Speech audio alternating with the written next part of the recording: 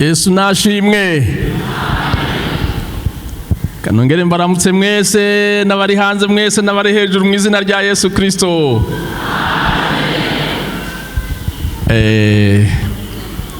Turashimiye Imana gose. Imana yatugiriye neza. Turashimiye inama nkuru y'ishengero yabonye ko ari byiza kugira ngo iturungike ngaha. Turashimiye abarongozi b'ishengero ngaha. Turashimiye namwe abakristo mwemeye kutwakira. Yesu nabahezagire.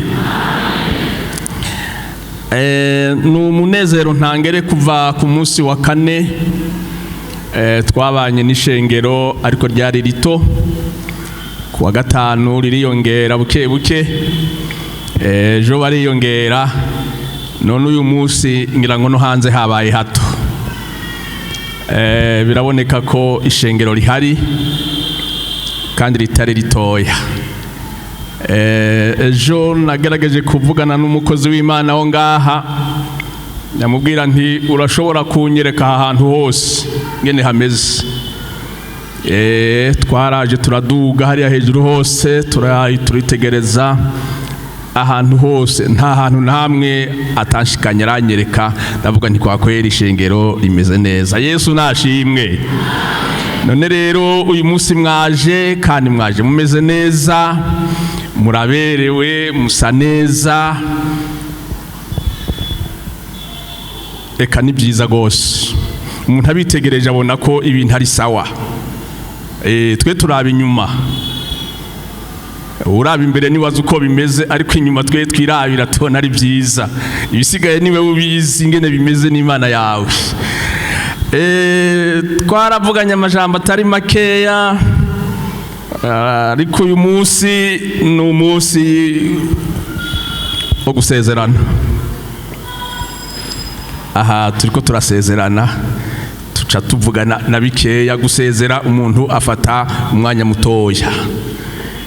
Rero kubo tutabanye ntaco, ibyo wanyu byare by'uyu munsi urabibera amaso rero kugira ngo nawe ntugire ico homba. Yesu nagufashe. Bega tworirimba gatoya,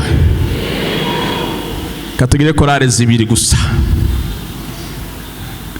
Tugire korale zibiri, ni kuvuga gutya kugenda kugera hariya ku muryango iki gice nabo hejuru, yo ni korali imwe.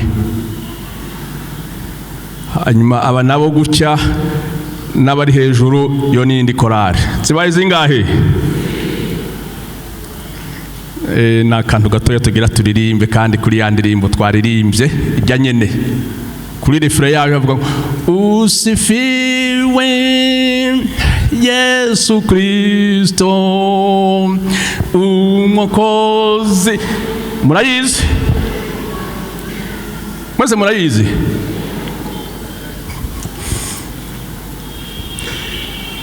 Nabonye abariko barasinzira, nico gituma tugira tumaze turirimbe. No kuvuga aba ikorale ya mbere turatangura turirimbe. Dutanguye mwe ntimujamwe, za kuza mu nyuma muratangura uko iwanyu. Aha turavuga ngo usifiwe, duca tubandanye siko. Hanyuma namwe muce mutangura, namwe muce mubandanye. Ntimwumviriza aba kandi ntimuvuga ibyaba. Nimuhereza rimwe korale muzoba mwayisha. Ntimuhereze rimwe. Abatanguye nibo baheza ubwa mbere, abakurikiye baheza ubugira kabiri. Kandi narabakuminwa nabe ko ariko rahereza kimwe nabo. Turagiye rero korale ya mbere. Usifiwe de Yesu Kristo, usifiwe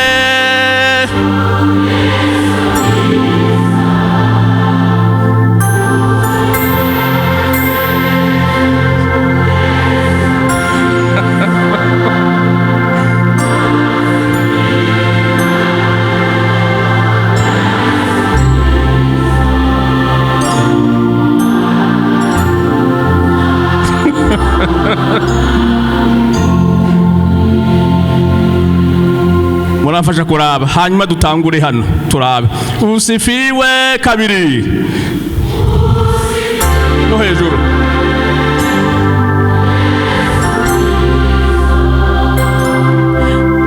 usifiwe Yesu Kristo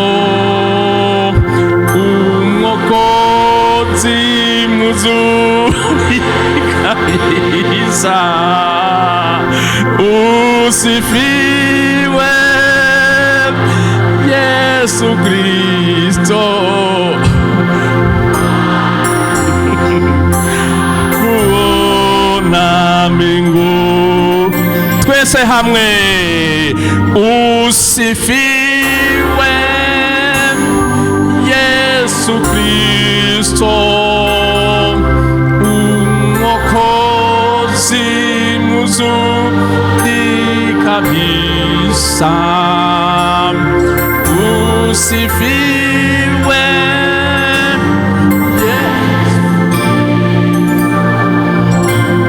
Bwana nitakuona mbinguni. Yesu nashimwe. Ariko arasinzira ndasubira vuba. Hanyuma rero reka dusome amajambo y'Imana. Dusoma hariya mu butumwa bwiza bwa Yesu Kristo uko bwanditswe na Matayo.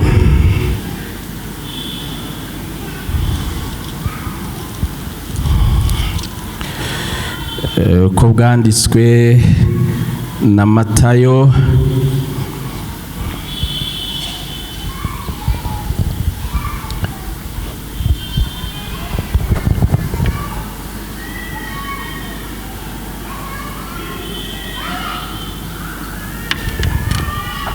turasoma duhereye hano ku murongo wa 25 ku murongo wa mbere niho tugira dusome aya majambo 25 ku murongo waho wa mbere utwo wijambo uvuga ngo umugani w'inkumi 10. Ico gihe ubwami bwo mwijuru buzosa n'inkumi 10 zajanye amatara yazo zija gusanganira umukwe. Batanu muri bo bari bijuju, bandi batanu bari abanyabwenge. Kuko bya bijuju mu kujana amatara yavyo bitajanye n'amavuta. Ariko abanyabwenge bo bajanye n'amavuta mu macupa yabo hamwe n'amatara yabo. Umukwe agitebaganye bose barahunyiza barasinzira. Mu gicuku humvikana urwamo ngo nguyu umukwe nimusohoke mumusanganire. Buno za nkumi zose zirazanzamuka zitunganya amatara yazo. Bya bijuju bibwira abanyabwenge biti nimuduhe se ku mavuta yanyu kuko amatara yacu ariko arazima. Ariko abanyabwenge barabishura bati kumbure ntiyo dukwira twese ibyiza nimuje kubadandaza mwigurire.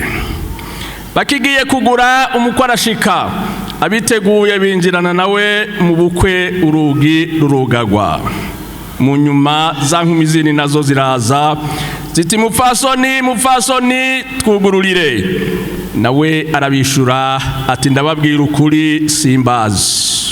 Nuko mwame mugavye kuko mutazi umunsi cyangwa isaha Imana itugire neza. Naya majambo y'Imana numvise twosangira muri iki gitondo ciza Imana yaduhaye. Ni Matayo yanditse ibi. Matayo yari incabwenge kandi kuko yari umukozi wa leta, yari umutoza kori, umva n'igiharuro yari akizi. Uyu Matayo kandi yari umuyuda. Ibi rero yabyanditse mu myaka 60 Yesu amaze kuduga mu ijuru. Aya majambo rero dusomye ni umugani. biravuze ngo umugani w'inkumi 10 nta bagabo bavugwamwo, nta n'abasore bavugwamwo, nta n'abakenyezi bavugwamwo, havugwamo iki? Inkumi gusa.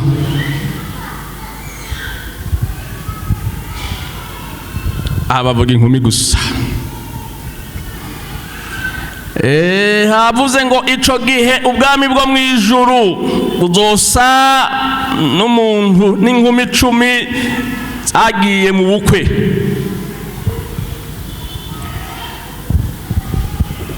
Muri abi 10 abatanu bari ngo bari abanyabwenge, abandi byari bijuju. Muri urwo rubanza bagiye batwaye amatara. Ibijuju nta mavuta, nta petrole, nta gitoro cari kirimo, ngira ngo cari kizimvye nk'ico muri no misi. Bari bavuze aho bakigurira. Abandi rero bari bagifise. Erega munazi no mu misi heze igitoro cari cabuze, ariko imiduga imwe yaragenda. Siko? Hariho abatigeze bahagarara ngo nuko igitoro cazimbye cyangwa cabuze. Hari n'abandi baciye bahagarara cakamye. None mwababonye? No muri mwege ngira ngo barimo. Ariko abandi ukabona bagenda, ingendeshwa zabo ntizigeze zihagarara. Ariko abandi baciye bashira mu mpango barugara. Hanyuma rero ngo Bibiliya iravuga ngo baragenda. Muri urwo rubanza rero hariho igihe bari bazi ko urwo rubanza ruza kuberako. Ariko Bibiliya yavuze ngo umukwe agitebaganye bose barasinzira. Umukwe yaratebaganye. Bibiliya ntivuga ko yacerewe, ahubwo ivuga ko yatebaganye. Umukwe agitebaganye bose barasinzira. Kandi burya umukwe n'umwubahwa gose, umuntu yubashwe. Nasomye iri jambo nibuka igihe nakora mariage, haraciye iminsi barambwiye bati isaha 5 uzobogeze ku rusengero, ugacegwa uzosanga twagiye. Ico gihe twari babiri. Barambwira ngo saa 5 uzoshika tuzoca tumushingira, hanyuma duce tugenda. Ubundi sinzi ngene bizogenda. Umukwe ntacegwa, aratebagana ko aba yafatiriwe. Ico gihe barambwira ngo saa 5 nca ndafatirwa. Saa 5 iragera, saa 6 iragera, saa 7, saa 8.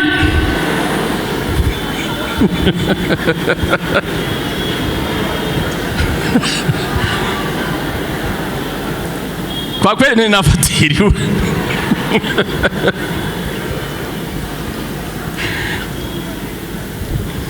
Ariko kuko umukwe adacegwa afatirwa saa 9 bandashitse.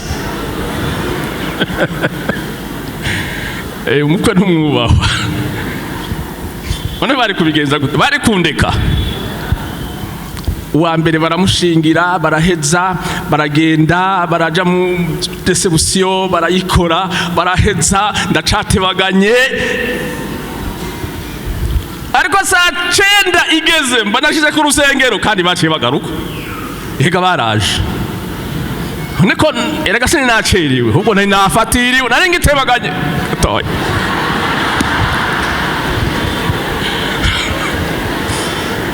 Yesu nashimwe. Tugira tuganire ku ijambo ryo gutebagana. Umukwe agitebaganye bose baca baragira gute? Barasinzira. Bararyama barasinzira. Bica byumvikana ko hari mwijoro. Byumvikana ko hari mwijoro. Ko basinziriye kandi bakaba bari bajanye n'amatara, uca wumva uti hari mwijoro ibyo aribyo byose. Kandi nibyo, kuko biravuga ngo hageze mu gicuku bumva amajwi yabaherekeje umugeni, abantu basinziriye bumva inzamba ziko ziravuga ngo umukwaraje nimusohoke umusanganire. Bose baca barakanguka, bose barakanguka. Burya umukwe rero aragoye, umukwe n'umugeni.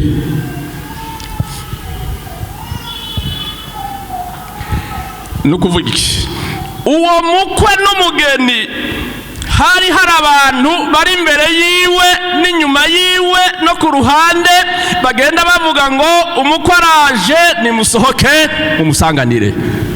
Umukwe ntagenda wenyine, kirazi oya, mwarakoze imanza, mwarabonye, byarababaye ko abari wenyine. Oya, imbere yiwe, inyuma yiwe, hirya no hino abari umuntu akomeye gose.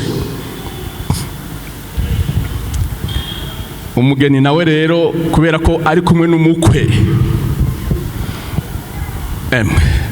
ashiraho nakabijya, cyambira cyahindura ingendo. Abo murambona nakibaze none babyigiye he? Ariko ngira ngo hariho abantu babaforoma ivyo ari byo byose, kuko usanga uko yahora agenda atari ko agenda. Ukabona gutya,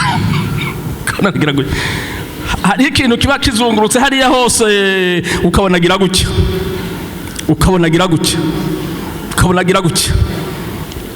aha hari umukwe, aha hari abantu, inyuma hari abantu, umutekano wiwe uracungerewe bikwiye.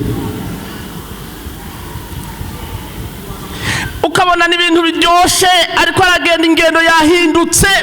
Mbega yahindutse ryari? Yayihinduriye hehe? Mbega yabyije ryari? Ariko byahindutse kubera ko yabaye iki?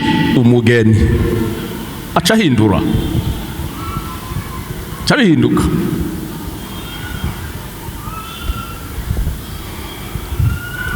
N'imvugo hamwe uwo muvugisha kurya arasanzwe avuga ntabwo ari kusanga avuga. Akajwi aca agashira muri amplificateur bakakayungurura neza, ukumva akajwi kiwe karasohoka katafise parasite. Kubera ko ari iki? Umugeni. Hari ikindi kintu naho iyageze hajya ahantu babateguriye, niba yahora ajya cyane,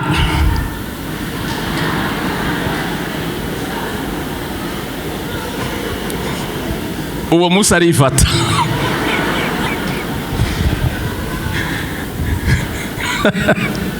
Uwo musi arifata, arifata, ashaka aba yari afise n'inzara ariko arigumya. Hamwe bavuga ngo sonza ugire gute? Uhigumye. Arigumya kabisa, sonza wigumye. Niba nawe uri umugeni, icambere hindura ingendo, ugeni nk'abageni nyine, n'inyambaro hinduke, hanyuma nusonza wigumye. Ifanta cyangwa kandi kantu bamuteguriye ngira ngo n'ikirahure ntakimara, kandi harya bayishaka.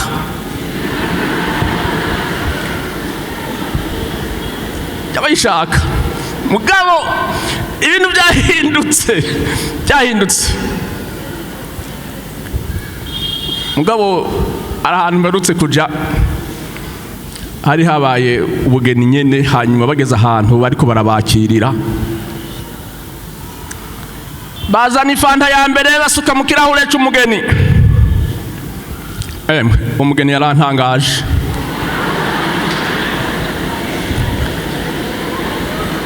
Erega nararushe ndavuga, ndakubwira ivyo navuze. Ikirahure gikubise ku munwa pe, abarahejeje.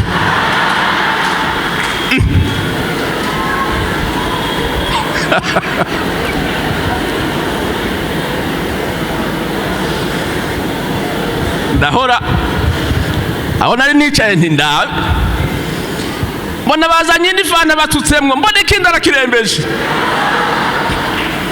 mpamagara umuntu yaramwegereye, ndamuhamagara ntewe iby'ukuri turaza kuhagirira ingorane, nyabuna genda umwongorere agezaho, kuko biraza kumugora, ntaza guhaguruka iruhande rw'umugeni, none aca bigenza gute? Genda umwongorere mubwira rekeraho. Acagenda baramwongorera nuko no kumwongorera baca bagikura imbere yiwe gatoya, baca basanga nk'abagikweze bagishahire gatoya. Havuze nti abageni babenshi none ibi hazoshikira mu nzu azonywa gute?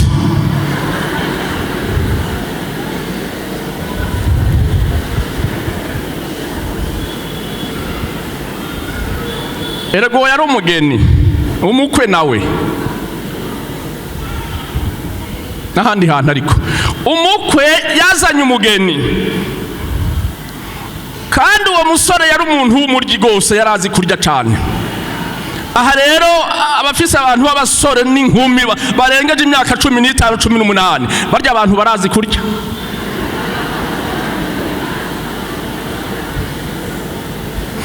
Hanyuma rero azanye umugeni, urazi rero hari abageni bifata acumba ubugari ngira ngo butangana n'iyindi muri ngaha, nk'abageni nyene gatoya akabarejesha. Umusore ariyumvira ati ariko jewe handari inzara abagabo, nzobigenza gute kugira ngo nje mpage iwanje? Eske nzobwira umugeni gute ko jenje ubugari bunini? Nzomubwira gute? Akamaze n'akantu kangana cyo aramubwira ati umunsi umwe aramubwira ati umviriza rero saa turafise abashitsi,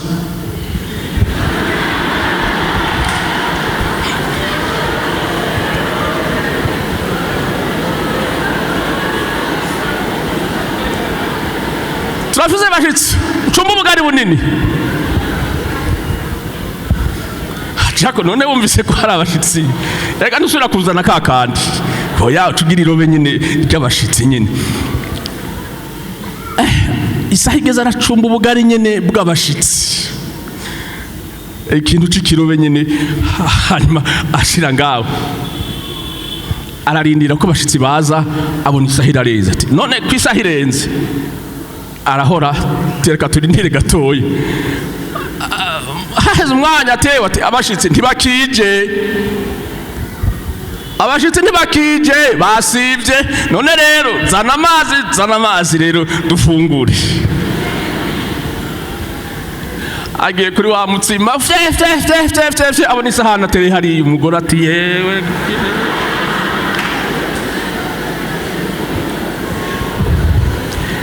ati umugabo wanje ndamumenye. Turiko turivugira umugeni ahindura ingendo, umugeni ahindura uko yambara, umugeni ahindura uko ajya, ahindura uko avuga, umugeni arahinduka muri byose kuko yiswe umugeni. Ati turabageni siko dutegerezwa guhinduka rero muri byose, dutegerezwa guhinduka, ingendo ukayihindura, ugasigara ugenda nk'umugeni wakowe, kandi ugasigara ugenda nk'umuntu urindiriye umunsi umwe ku rubanza ruba. Umugeni wa Kristo agitebaganye mugabo bose barasinzira. Mugabo isaha yarageze, barabwirwa ngo umukwe araje, nimusohoke muje kumusanganira. Bose baca barabyuka bati tuje gusanganira umugeni.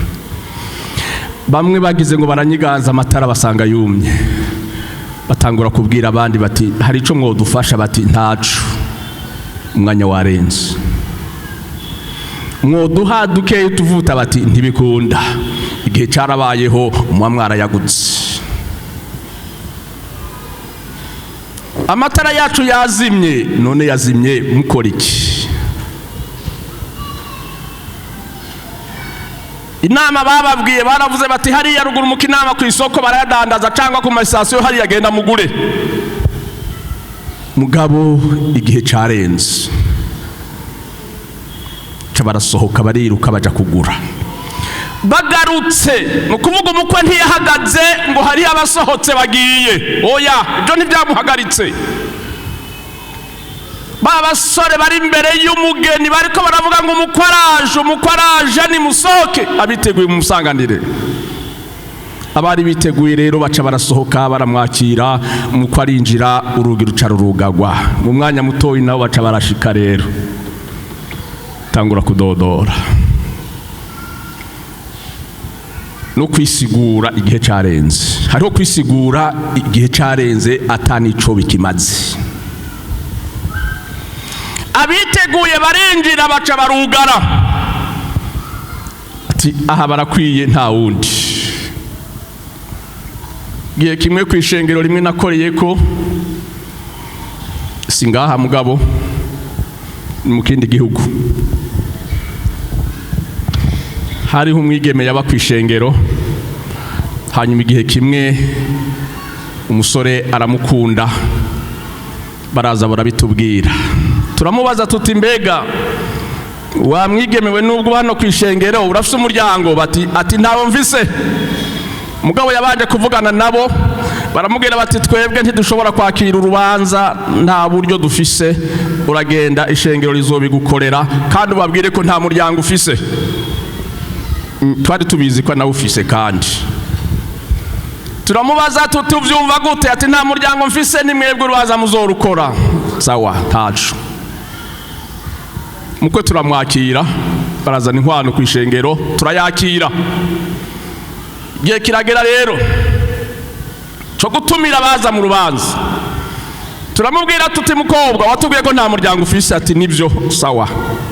Mugabo urafise abagenzi? Atego cyane. Akirize invitation zishira abagenzi bawe, abo bagenzi ufise. Umuntu wese azoguterera azogira icyo akoze uce wandika tuzanira izina ryiwe. Abamuterereye bose aratuzanira liste y'amazina, nta zina na rimwe ryo mu muryango ryari riri ku rugo rukaratasi. Turavuga tuti sawa duhereze, araruduha. Umunsi w'urubanza uragera rero. Umunsi w'urubanza ugeze, abantu bose barakorana, baramuhezagira, baraheza. Duca rero tuja ahantu ho kwiyakira. Duca dufata rwa rukaratasi n'izindi twari dufite ziri kwa amazina, tubwira umuntu tutihagarara hariya ku muryango. Aho rero umuryango wakoranye sinakubwira, amakoti, imvutano, ibiki ryose baryohewe, baje mu rubanza, barabonetse uwo munsi baraboneka, wa muryango uraboneka.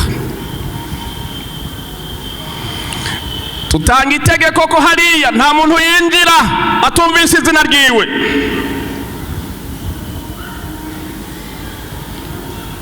Are tanga urusome, arahamagara, umuntu wese yumvira izina ryiwe, uwumvise izina agaca yinjira, arahamagara. Ahejeje arazinga urupapuro, baca bashiraho urugi barugara.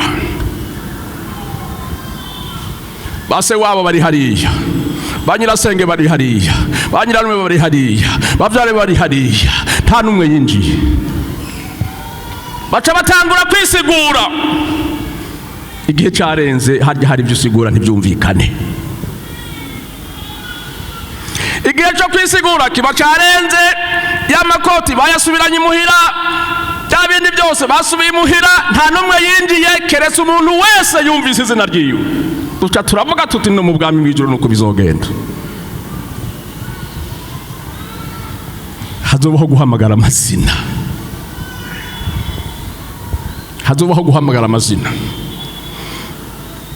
amazina azohamagarwa. Utumvise izina ryawe ntuzinjira. Haracariho umwanya wo kwiyandikisha rero kugira ngo nawe uzinjire muri ivyo birori. Haracariho umwanya wo kwiyandikisha kugira ngo uzinjire muri ubwo bukwe. Abari biteguye bose baca binjirana n'umukwe barinjira. Abari biteguye bose barinjira.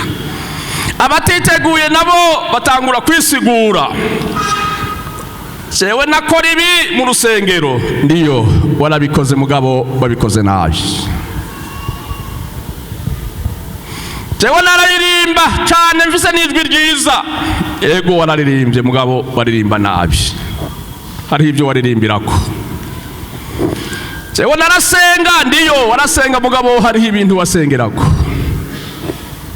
Abari biteguye binjirana n'umukwe, urugi baca baragugara.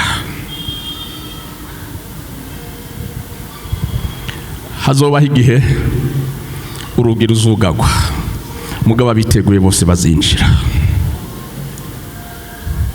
amazina azosomwa. Hari ibitabo bibiri, hari ico bakoze neza n'ico bakoze nabi.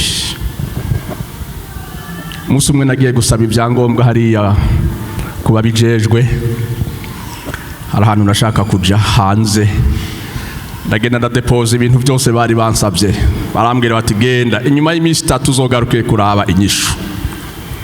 Nyuma y'iminsi 3 nasubiyeyo, baragenda barazana ibintu byose byateguriwe kuri uwo munsi, barasoma, ndabura mu izina ryanje rirabura. Bararaba mu gitabo aho babyanditse, izina bararibura. Kavuga ndi biragenda gute? Bati hariyo n'ikindi gitabo cy'abanyabyaha.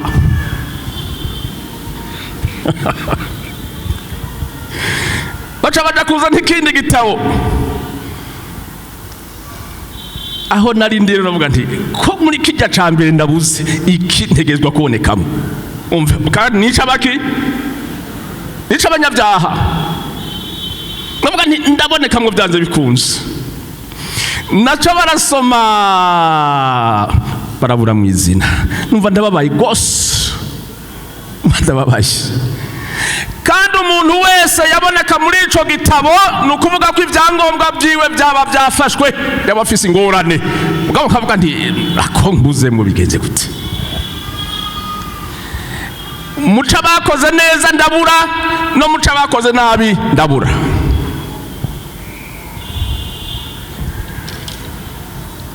None rero ibitabo bizozingurugwa.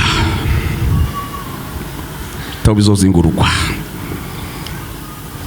Kandi bazohamagara amazina. Fulani.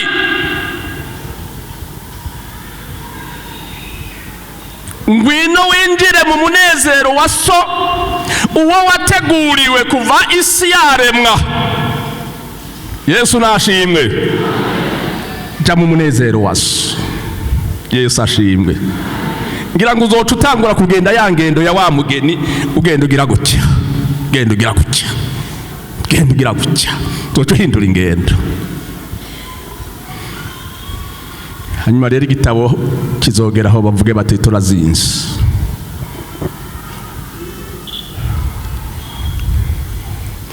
Bamwe batariko na twebwe hari ivyo twakora, bati reka turabe mu kindi gitabo, bazingurira ikindi gitabo. Bati sawa wewe urimwo.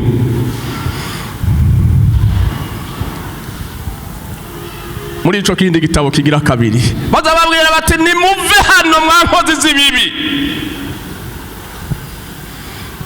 Ibaze rero kwitwa inkozi y'ikibi. Inkozi y'ikibi ubukwiye no gufungwa. Ukwiye gufungwa kuri inkozi y'ikibi. Inkozi y'ikibi nukuvuga ko ibibi byose bikogwa uburi muri uwo mugwi w'inkozi y'ibibi. Ari abicanye urimwe mu nkozi y'ibibi. Ari bisuma urimwe mu nkozi y'ibibi. Tibyo byose nubwo babikora ariko izina ryawe uri inkozi y'ikibi. Imana itubabarire gose kuzitwa inkozi z'ikibi kandi twarakora Imana.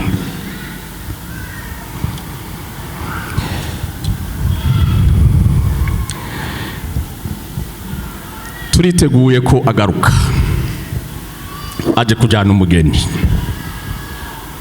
Usomye mu gitabo ca Hoseya ibice 6:8 haravuga ngo nta kintu na kimwe cobuza umutwenzi guseruka. Hasumurabe. Nta kintu na kimwe cobuza umutwenzi guseruka. Uko bimeze niko ntaco mubuza kugaruka. Azogaruka uvyemera cyangwa utavyemera.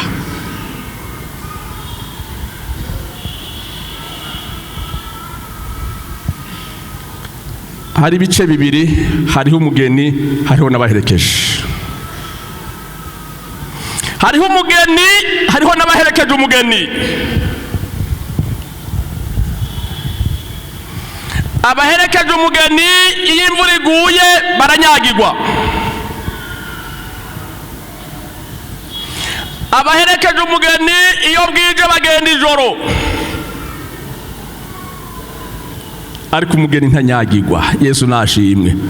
Bakora ibishoboka byose ibyo kumukingira bikaboneka kuko ari umugeni. Ingorane n'ibibazo bivutse ku munsi w'umugeni, umukwe n'umugeni baramukingira uko byasa kose, mugabo abaherekeje bobo bakomeza kugira ibibazo. Ngira nkubaze,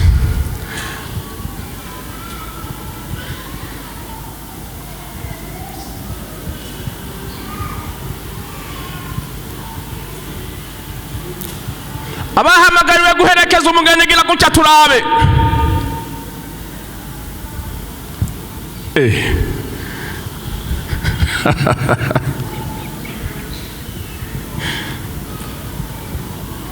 Abakeneye kuzoba abageni nabo bagaherekezwa gira gutya turabe. Yesu nabahezagire. Ntituzoherekeza ahubwo tuzoherekezwa. Ntituzoherekeza ahubwo tuzoherekezwa. Tuzoherekezwa. Uwo munsi ico gihe hari ibitabo bimwe bivuga ngo uwo munsi mukuru wabereye ahantu mu cumba, ngo ico cumba cyari cyarizwe ku nkuta bene hari yako kibambazi, hari handitswe ngo urukundo rw'Imana n'ubugingo budashira. Yesu nashimwe. Upendo wa Mungu na uzima wa milele. Niko hari handitse. Imbere yacu ku ruhande inyuma hazohora marayika.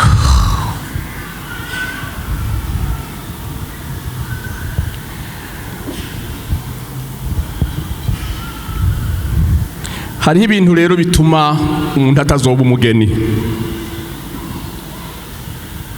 Hari ibintu bituma umuntu atazoba umugeni. Nibi tugira dusome muri iki gitabo.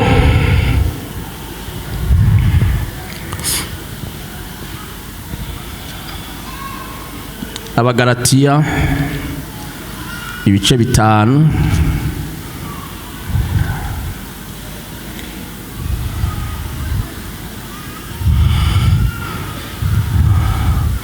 kuri uyu murongo wa 19. Here ku murongo wa 16. Ibituma umuntu atazoba umugeni, atazokorerwa ibyo byose, nibi bivuga ngo ubugingo bwo muri mpemu. Umurongo wa 16 haravuga ngo ndavuga nti mugendeshwe na mpemu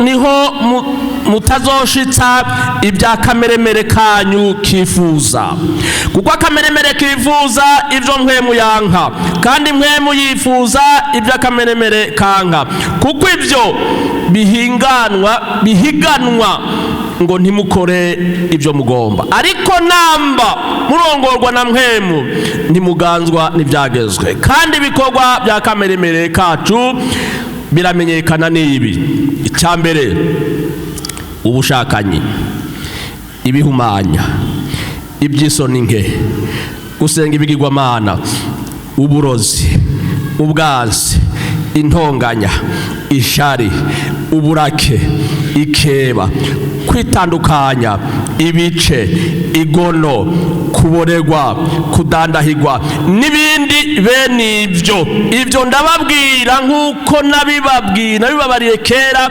yuko abakora ibisa bityo batazoragwa ubwami bw'Imana. Imana itubabarire. Abakora ibisa bityo amazina yabo mu gitabo cya mbere ntazoboneka.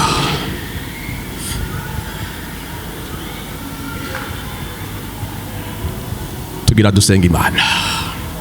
Ariko abarongorwa na mpemu yera nabyo biragaragara.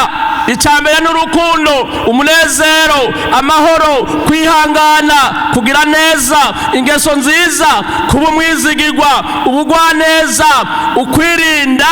Ibimeze bityo nta byagezwe bibibuza. Imana itugire neza. Turakwifurije gukora ibyo nkwema kunda. Ariko abakora ibya kameremere bose bavuze ngo ndababwira ukuri yuko bameze batyo batazinjira mu bwami bw'Imana. Tugira dusenga Imana.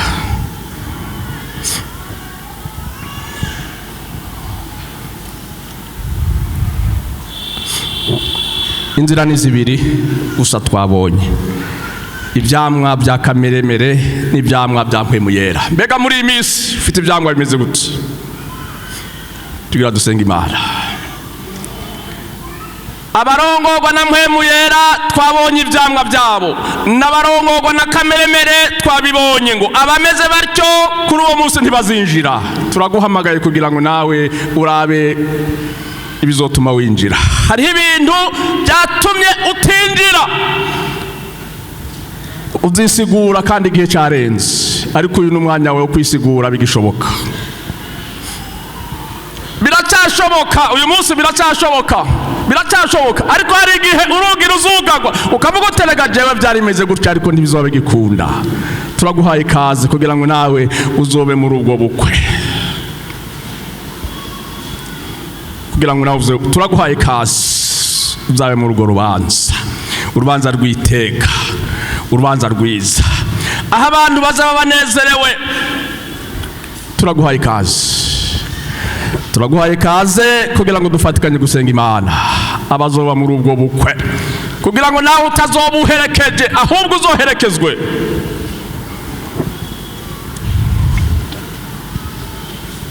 Turaguhaye ikaze.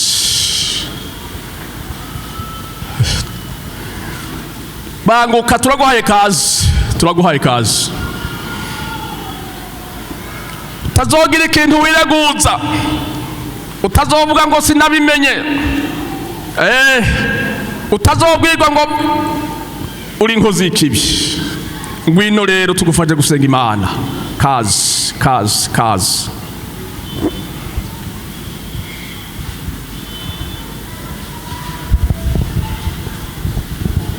Shishikara muza. We wumva hari ijwi ririko rirakubwira, shishikara.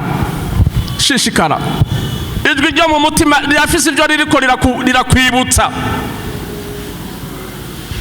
Shishikara rero, ntiwinangira umwanya n'uwo. Birakakunda ko wibutswa, biracyakunda kuhindura. Hariho ibyo wohindura, biracyashoboka. Ingo rero tugufashe gusenga Imana.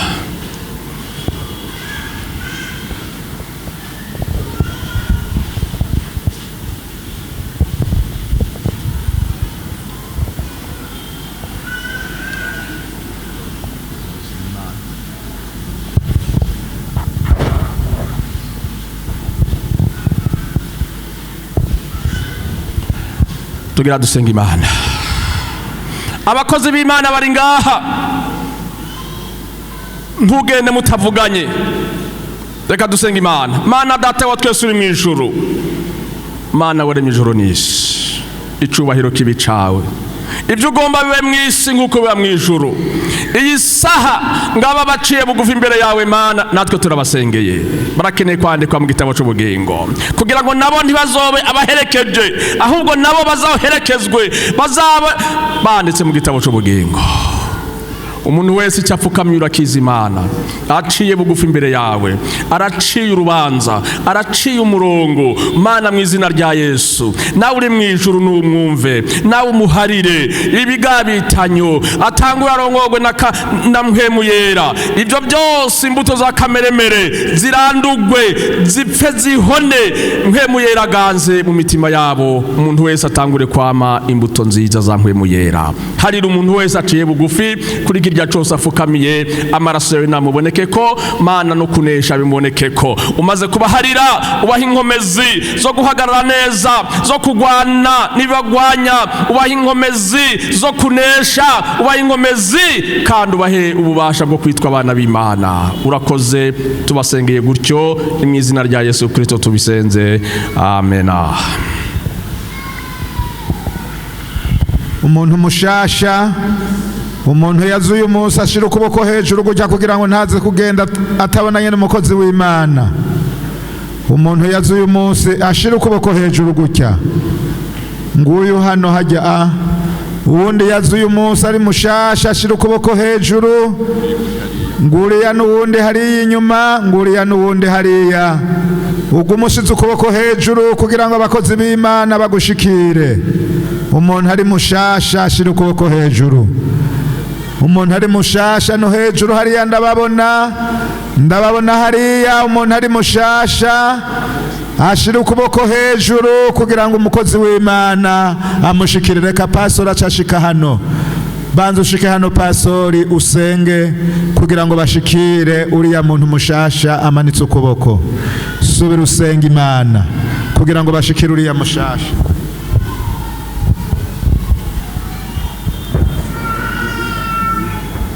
Data wa twese uri mu ijuru, turagushimiye kuri umuvyeyi mwiza, turagushimiye kuri umunyembabazi.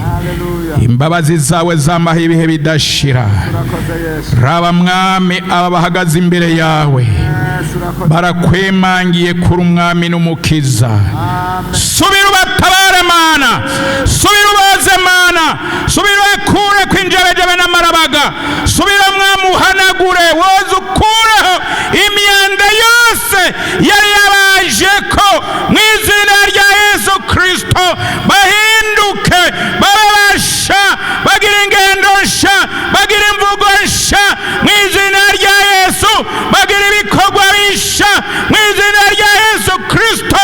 Nibasubire kurongorwa na kameremere, ariko barongorwa na mpwemu yera, bakira ivyamwa vya mpwemu yera, baguhimbare kandi bagushire hejuru, bakwemangire kuri umwami n'umukiza, kuri umutabazi.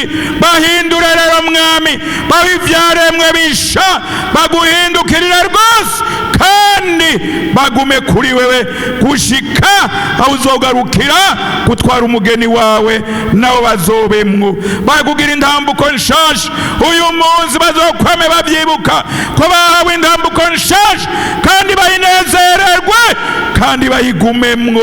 Ubahe n'inkomezi zo kubandanya urugendo. Turagushimiye kubahariye, turagushimiye kubatunganije, turagushimiye kubahinduye basha. Ni mu izina rya Yesu Kristo umwami n'umukiza wacu tubisavye, amen. Murakoze cyane, muhaguruke musubiraho mwari muri. Ariko bashasha, aba bashasha bataronse ubabaza bace bazino kugira ngo bababaze. Nguriya hariya uriya w'amarore arafise umuntu mushasha. None rero aba bashasha bataronse ubabaza bace bashikino. Abagwaye namwe nimuhaguruke muhagararaho muri. Abagwaye muhaguruke, umuntu wese ahagarara hari. Aba bashasha nabo bashishikare baza. Abashasha ariho bakiza bapfukamye bataronse ubabaza bashishikare baza kugira ngo babonane n'abakozi b'Imana. Kandi ndabona ko bariko baraza, ndabona ko bariko baraza. Aba bashasha batabonanye n'abakozi b'Imana bashishikare baza kugira ngo babonane n'abakozi b'Imana. Hari umukristo hariya afise umuntu mushasha, umukozi w'Imana acamushikira kugira ngo amubaze atunganye. Nuko mushishikare gutunganya. Abashasha mushishikare kuza, ariko kandi abagwaye namwe nimuhaguruke. Pfukama ngaho mwebwe bashasha, pfukama ngaho kugira ngo abakozi b'Imana bace babegera. Abakozi b'Imana mushike hano mubegere. Ntihagire umuntu ari mushasha agenda adatunganije. Abandi namwe mukaza mukabonana n'abakozi b'Imana. Turi hano, abakozi b'Imana turi hano, mukaza mugatunganya umutima tukabonana. Nuko rero manuke hajya hepfo uriya munyokuru kugira ngo atunganye. Beka dusabe rero pastori asubire gusengera abagwaye. Mana data wa twese uri mu ijuru, izina ryawe ni iry'icubahiro. ubwami bwawe nibuze, ibyo ugomba bikoreke mu isi nkuko bikoreka mu ijuru. Mana yacu nziza, turakengurutse ijambo ryawe ryo gukiza imitima ryumvikanye hano mu matwi yacu. None rero ngaba rero, kuko waravuze ngo ukiza imitima kandi ugakiza n'imibiri. Erega n'igihe wagenda mu isi uvuga ubutumwa, umaze gukiza imitima wakiza n'imibiri. Ngaba rero bahagaze hano ku bubugwayi, Mana yo mu ijuru, tubakweretse ikiganza cawe kibakoreko, ubushobozi bwawe bamanukire. Mana data wa twese, ubagirire neza, ubagirire neza. Umuntu wese indwara agwaye uyikoreko, umukize, ave ngaha akize, agenda gushingira intahe ko wamugiriye neza, ko yahuye na Yesu. Abahura na Yesu bose, aho Yesu yagendagenda, abasanze ahantu yasiga babohoye imibiri n'imitima, bose bakabohorwa. Bohora aba bantu baboshwe n'ubugwayi, maze ubagire neza. Turasengeye aba n'abatashoboye kuza, n'abari mu bitaro bitandukanye, ikiganza kibashikeko, byose tubisenze gutyo mu izina rya Yesu Kristo. Amena, amena. Nuko rero abumvise ijambo ry'Imana mwese mukaryakira, Imana ibahezagire.